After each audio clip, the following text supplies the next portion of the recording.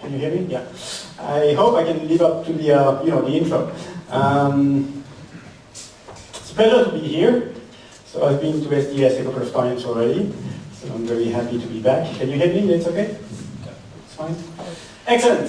So today I will tell you a bit about what we do in my lab. So I'm the head of this Exascale Info Lab in Fribourg. As Thilo mentioned, also co-founded a company which is doing big data in Switzerland and in Europe. It's called Sagility. You can check it out. First few words about the lab, since you might not know him. We are the neighbors, right, in Fribourg, so not too far away from here, directly connected through the intercity line. I've been in Fribourg for a few years now.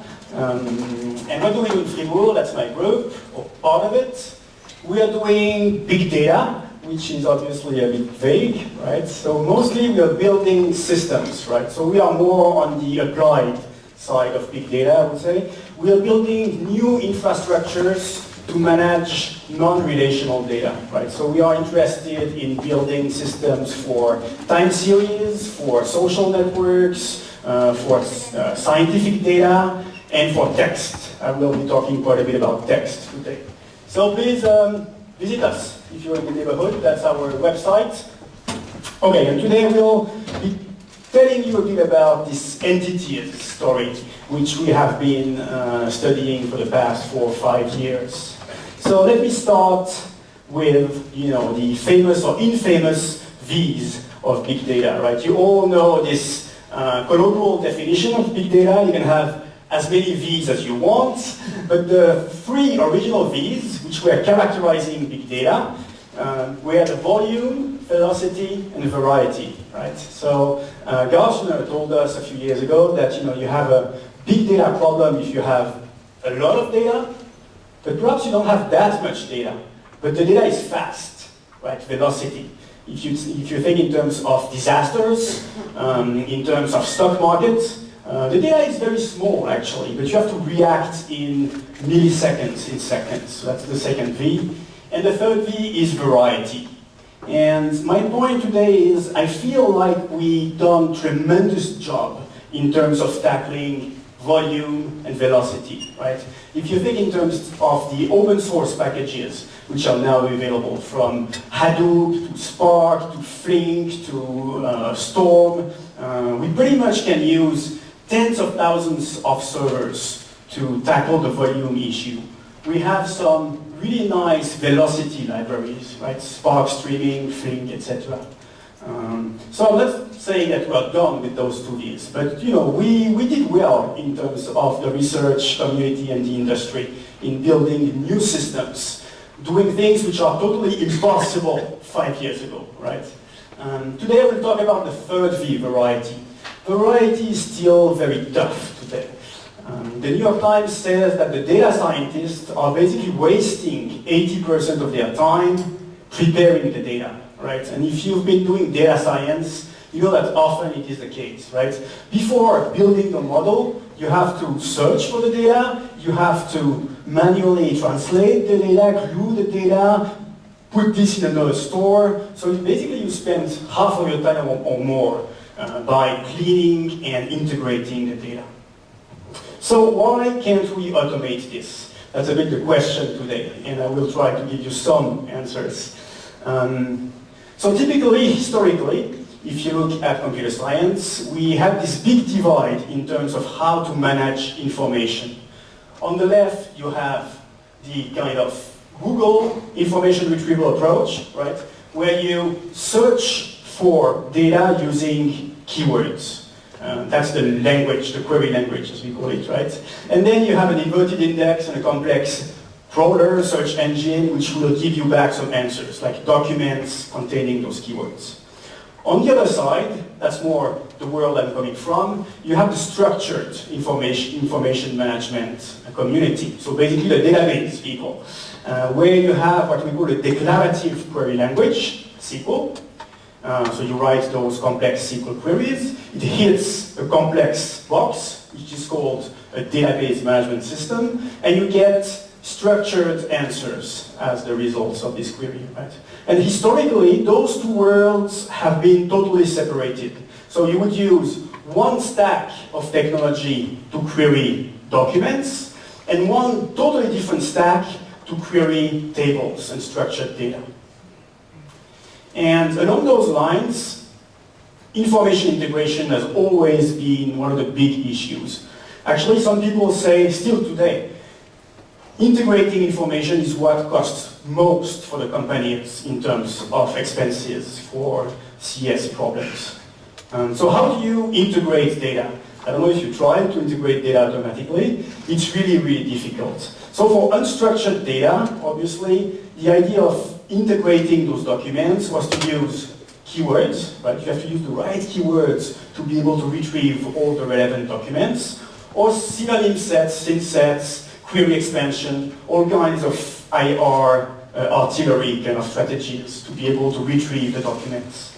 For structured data, for relational databases, for 30 years we've been using what we call global schemas, right? Basically you have two databases, two schemas. You build a third schema, which is bigger, which contains everything from the two local schemas, and then, that's basically a view, and you use query writing using views to be able to, using one query, tap into the two databases, right? And you have different ways of doing that, but basically, it's very, very difficult, right? In both cases, you need some sort of a mediation, right? Like synonym sets, a global schema. You need a common ground to be able to integrate the data. And it's very difficult to do that, right? We still don't quite know how to do this for structured data in an automated way. We had, decades of research to do this for documents.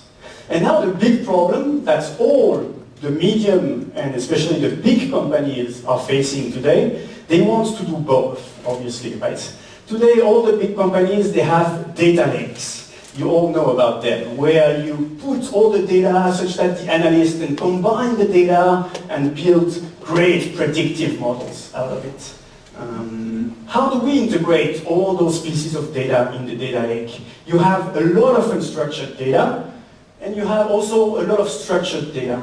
So that's one of the big problems, I think, today and for the next 5 to 10 years. How are we going to integrate those different pieces of data which are stored in big data lakes before they can be automated and kind of reasoned upon using models, etc. So historically, there was no clear way of doing this. What I will be talking about today is how to use entities to have this new mediation layer to be able to integrate all the data in your company or in your institution. So what does that mean? What is an entity, first of all? There is no strict definition, right? It's like a higher level concept. So think in terms of whatever could be a topic for Wikipedia or any Wikipedia-like portal, right? So you could be an entity. I'm an entity online. A session can be an entity, a location, a date, an event, a concept, a software program. All of those are entities. So they're basically, identifiers to refer to a concept or some physical location, person, company, etc. So the idea is not to use tables or keywords, but to use those identifiers of entities and store the information at this kind of higher level layer, right? And then how do you integrate different entities? You simply link them. So it's a very high level, very simplistic way of doing integration, right? Compared to tables, where you build a query, which is basically a view over the different databases schemas, here you simply add an edge between two entities to connect and basically integrate them. So what's the advantage compared to keywords, let's say? Well, we are at what we call the semantic level, right? So if you search in terms of automobile, you will not get answers for cars if you use simple keywords, right? But the entity car represents both, and hopefully, it's described in a detailed manner. It has values, it has properties, it has different kinds of edges going on that you can understand. It both represents automobile and car and voiture in French, so it's kind of, again, a higher level, simple concept. And it's also, it seems, how our brains function, right?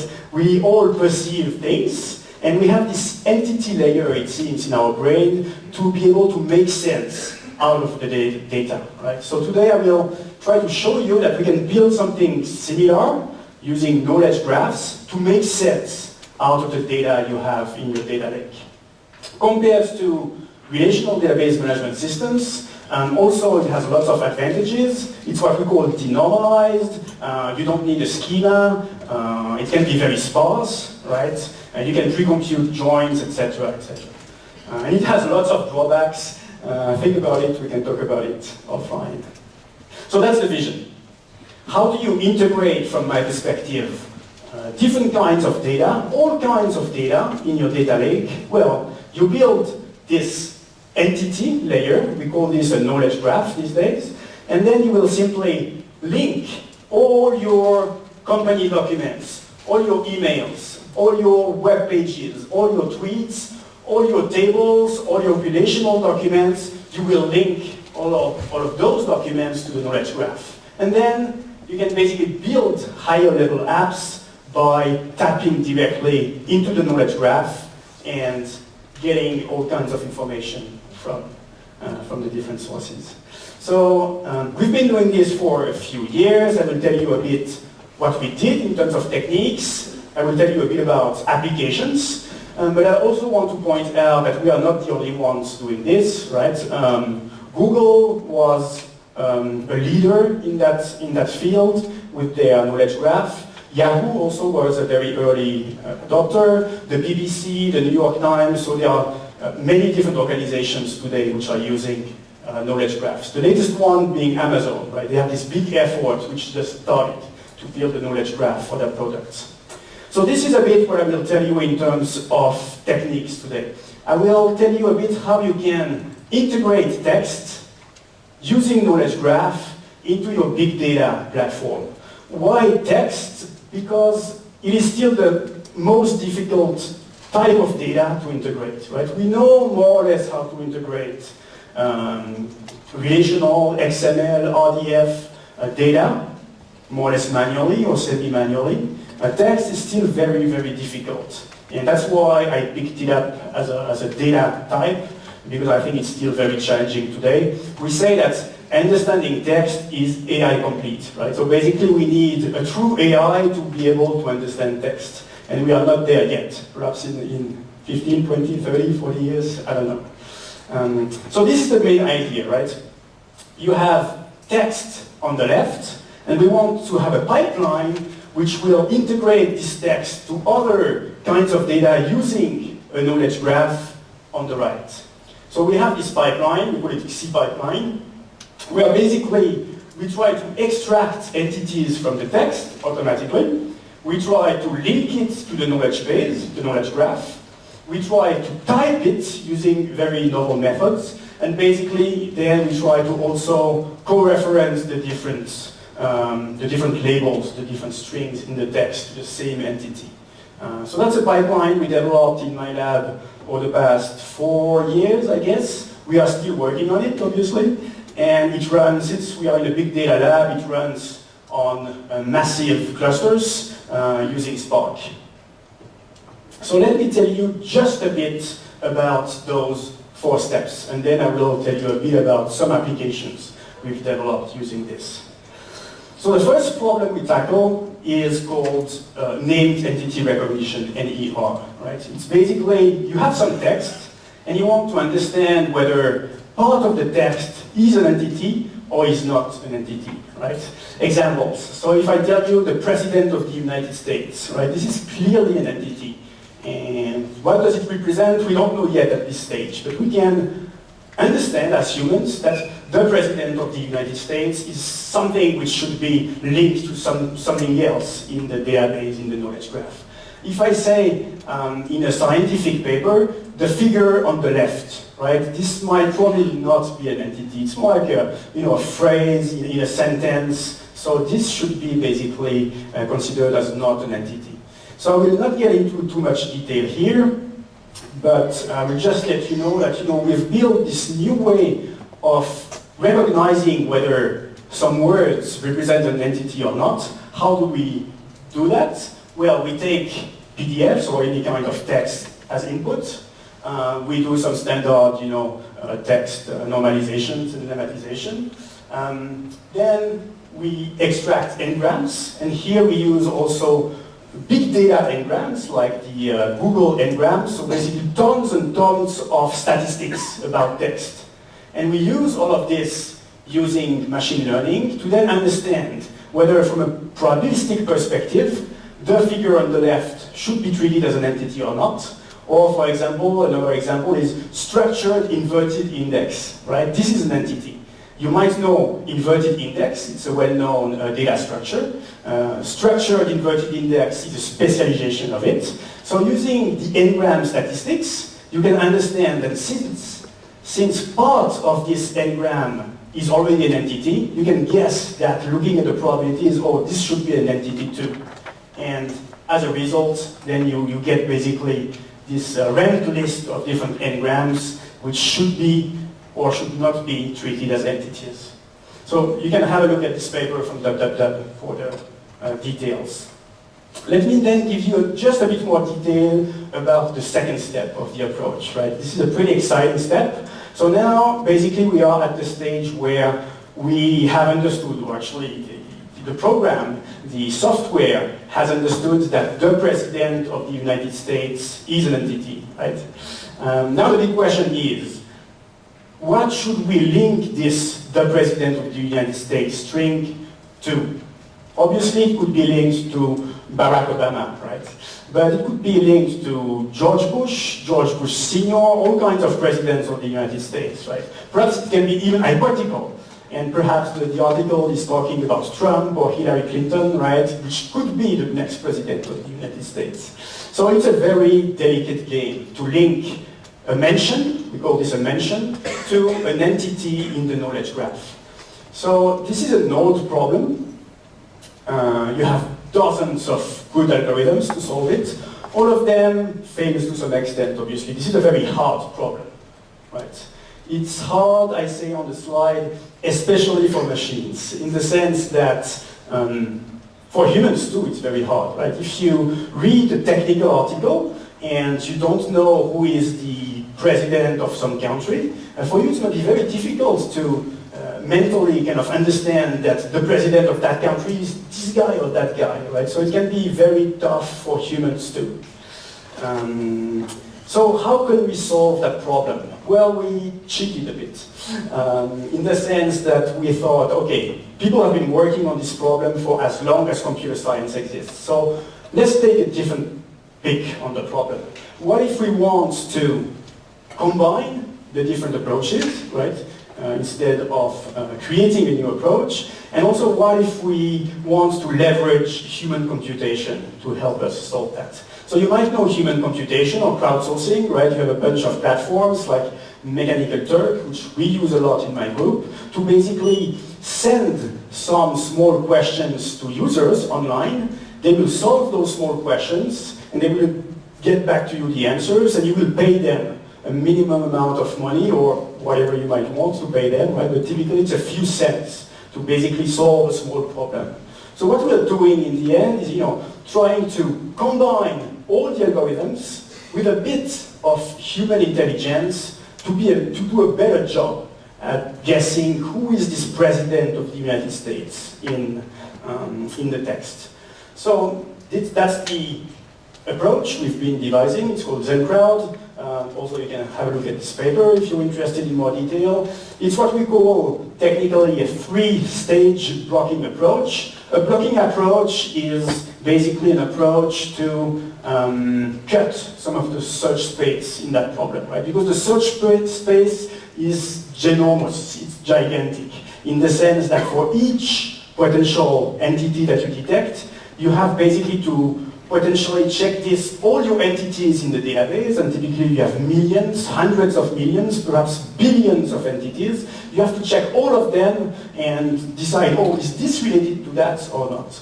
So we have different ways to prune that search space. It starts with IR methods like inverted indices. Then we use semantic similarities.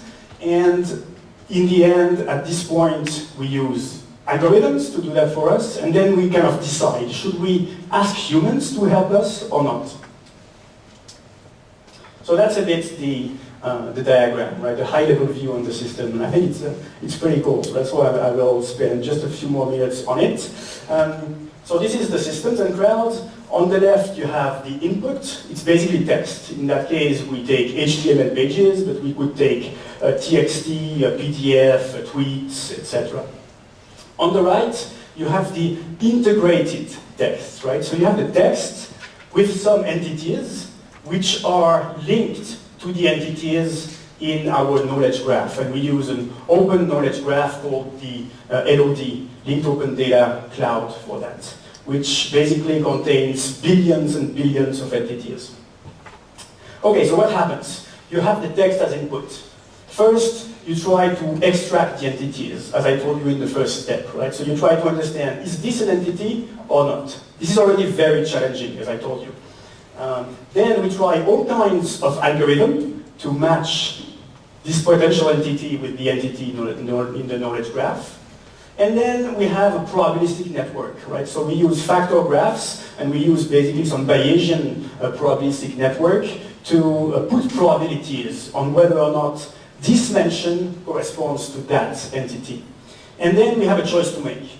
Either we have no clue about this entity, right? Perhaps it's not an entity, perhaps it's not in the knowledge graph. We basically drop the case, because no way we can know what's happening.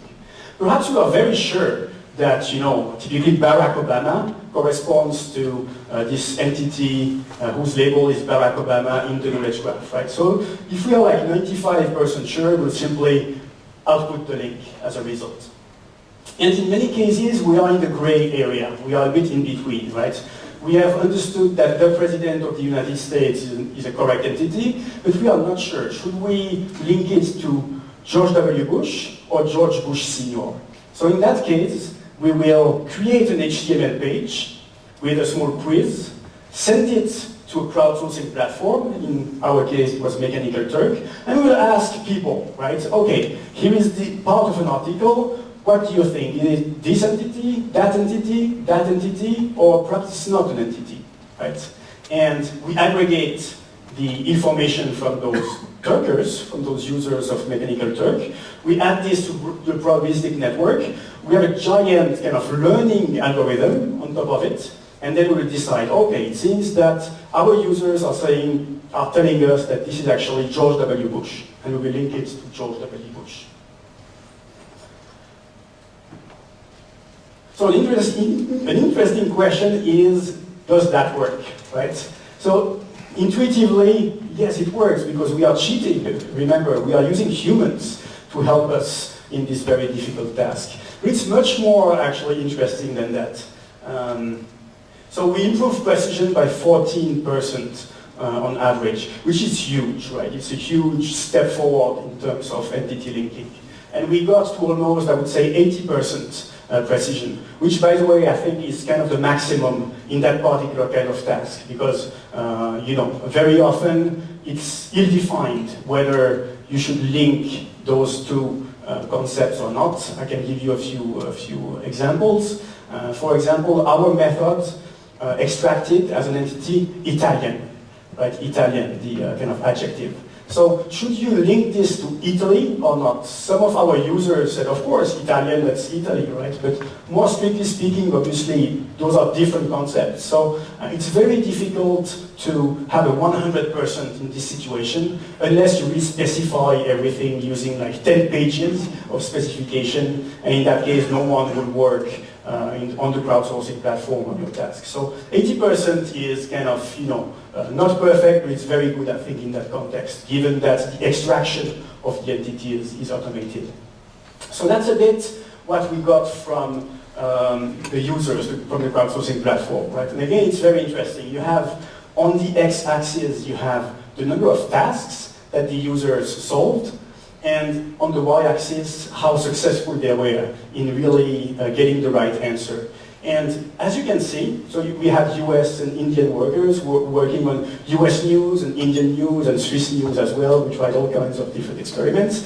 You can see that some do very well. Like you have a couple of guys here who all the time they clicked on the right answer according to our own judgment. But most of the humans, they are like, below 50%. So my point here is that, those crowdsourcing techniques, they are super cool, but you have a lot of noise in terms of what you get from the humans. But it's still, you can, filter out this noise and get some interesting answer, because a random guess would still be much below, right? We give the humans 4 or 5 different choices, so a random guess would be somewhere here. So you have a lot of noise, but this noise contains tons of interesting information. And by having this probabilistic process, we would still be able to filter out the nice answers and get to up to 80% in terms of precision.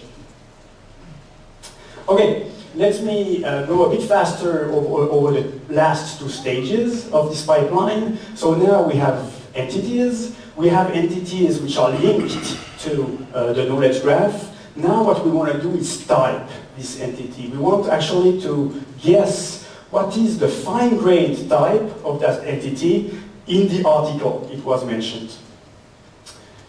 So this is an entity which is obviously defined in our knowledge graph. It's Bill Gates.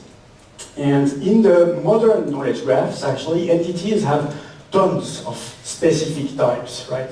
So if you look on DBpedia, which is the kind of data equivalent of Wikipedia, Bill Gates will probably have 40 different types. From thing, this is the most generic type, everything is a thing, to person, it's a bit more specialized, to Windows people, to Harvard University dropout, right? Because he dropped out of Harvard at some point. And what we want to do in this third stage is pick the most important types given the context of the article. Why do we want to do that? Because if we understand that, we understand kind of half of the article, right? If the article is about Bill Gates giving a talk at Harvard University, probably you don't care that much that he's a philanthropist, right? You want to say that, he was at Harvard University before. So that's our solution, it's called T-Rank. What is exciting about T-Rank is that it goes much, much beyond the traditional typing that we do.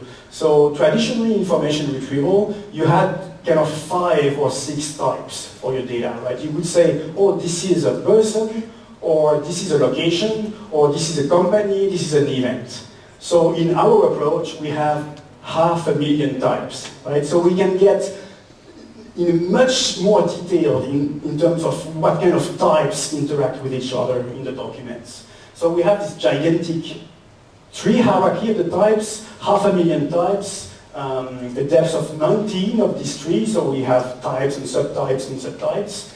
And then we have this automated pipeline which uses big data and machine learning to be able to understand that in this article, actually Bill Gates is mostly referring to, the Harvard dropout.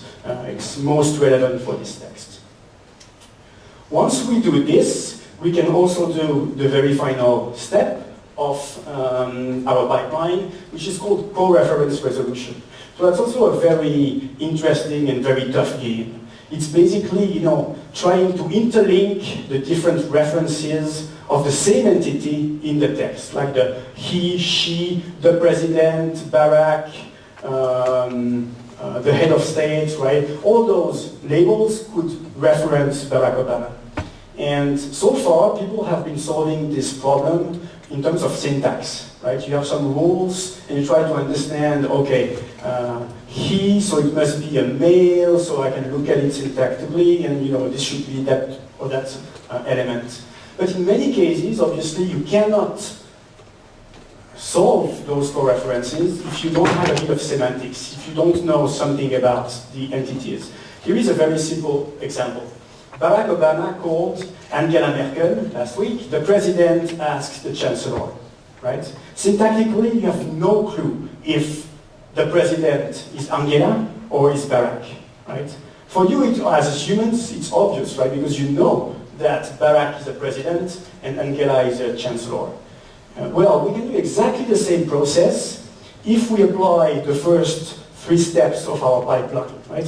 If we know that Barack Obama links to an entity, Barack Obama, in the knowledge graph, and if we know that one of the prominent types of Barack Obama is president, then this game is almost solved by itself, right? Because, it's obvious, Barack Obama refers to the president, and the chancellor corresponds to Angela, right? So that's what we did recently. We extended the Stanford coreference pipeline to incorporate semantics and to be able to analyze this automatically.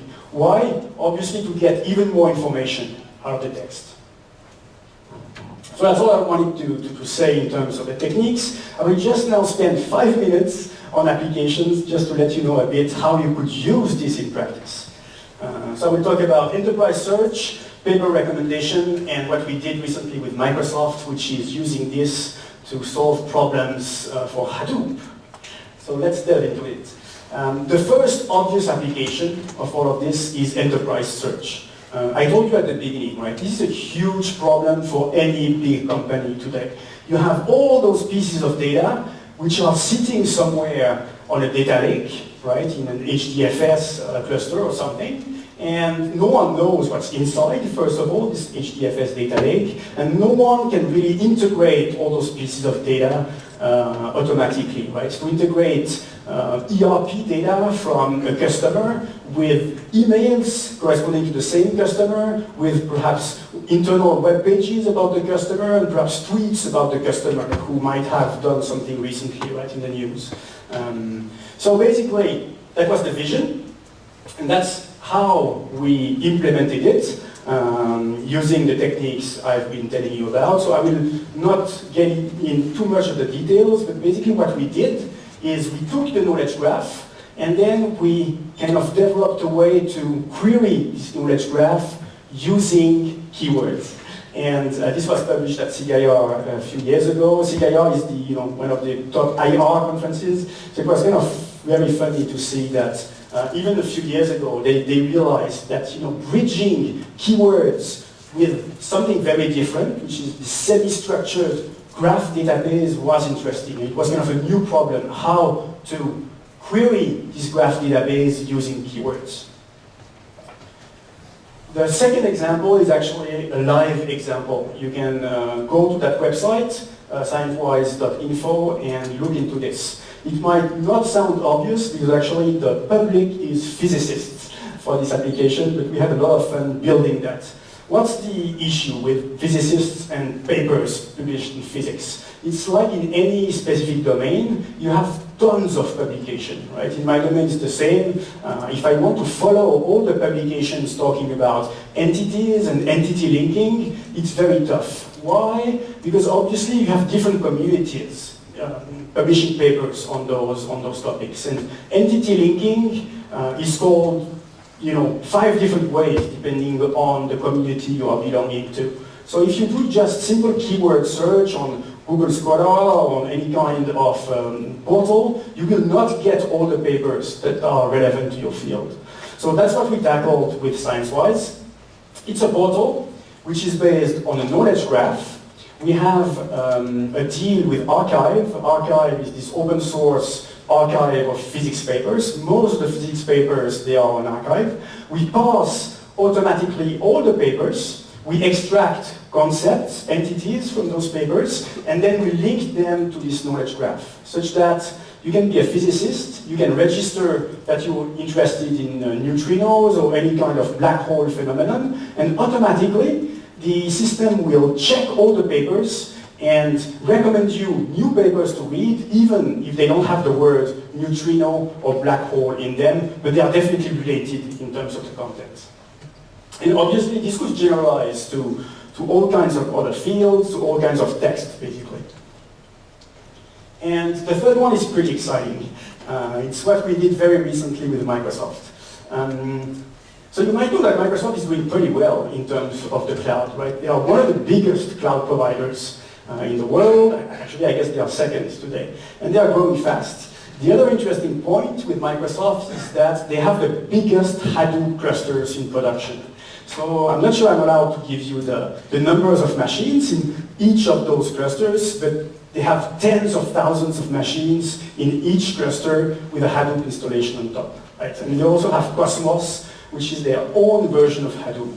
So basically, the issue is that they have tens and tens of thousands of machines in one cluster running Hadoop, and they have petabytes of logs from all those machines, right?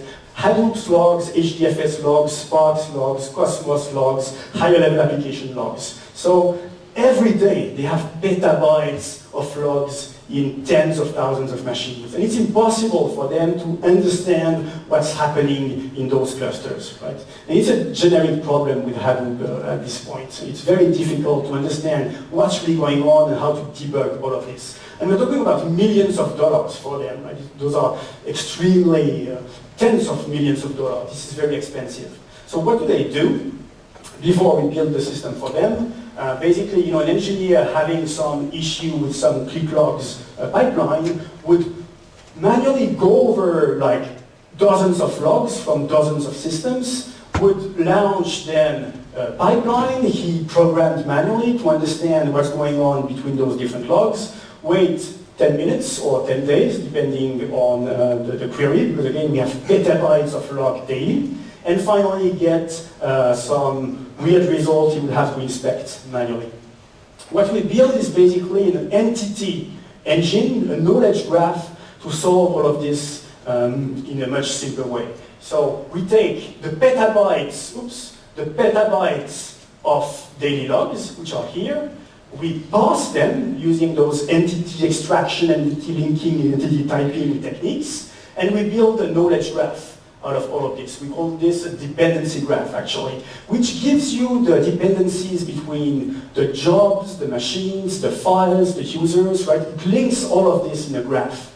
And then this graph is a few gigabytes or terabytes big, right? So it's still big, but much smaller than that one. The big advantage is that then you can have declarative processes on top, and the user simply has to write a small query to understand the relationship between his jobs and other jobs, files, machines, customers, etc. So that's the architecture. I will, I guess, skip it. And this is used in production already by Microsoft, so they've been using this for auditing and compliance, right? Increasingly, you have those very strict laws which tell you that you should know what's happening with your data. So they've been implementing this using this new system. It was not possible before.